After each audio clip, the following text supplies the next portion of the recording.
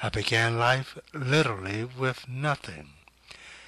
Given up as an infant by my biological mother, an unmarried young woman from a small town of Moose Jaw in Saskatchewan, Canada, I was adopted by a poor, middle-aged couple.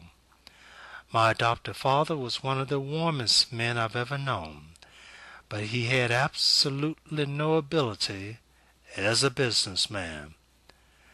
A part-time preacher, he also tried selling insurance, running a small general store, and making shoes, all rather unsuccessfully. Eventually we found ourselves living in a charity home run by a local church in San Diego. Then Dad felt called by God to become a full-time preacher, and we had even less money. And what we did have was usually shared with whatever neighborhood derelict happened to be looking for a meal. I graduated from high school early and hit the road as a hobo at the tender age of 16 with the idea of finding my fortune.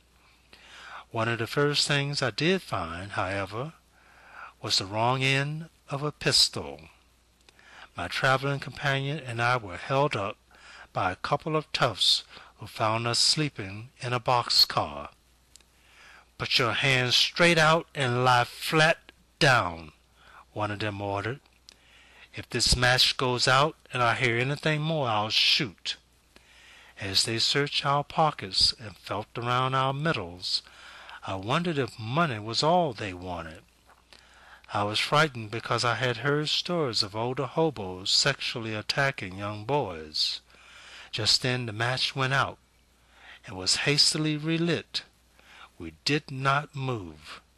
The thieves found $1.20 on me, but missed the $10 I had sewn into my coat lining.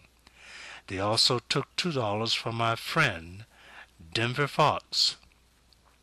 The match went out again. I could tell by their hesitation that they were undecided about something.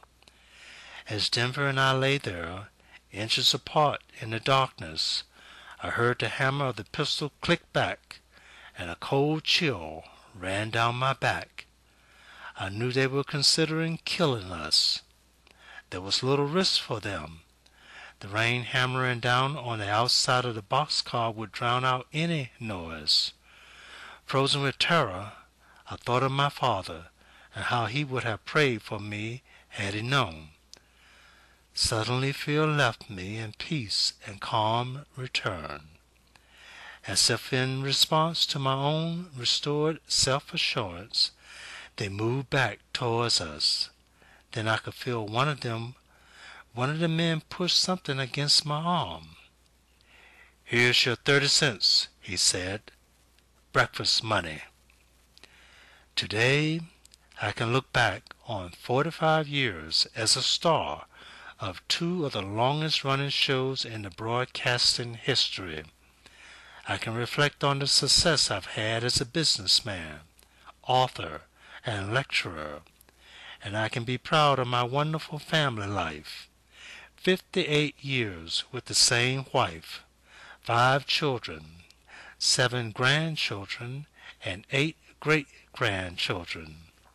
I mention this not to be boastful, but to encourage others who are at the lower rung of the economic ladder.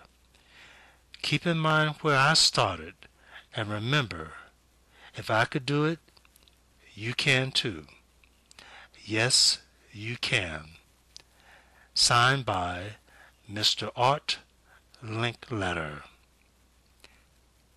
Peace be with you.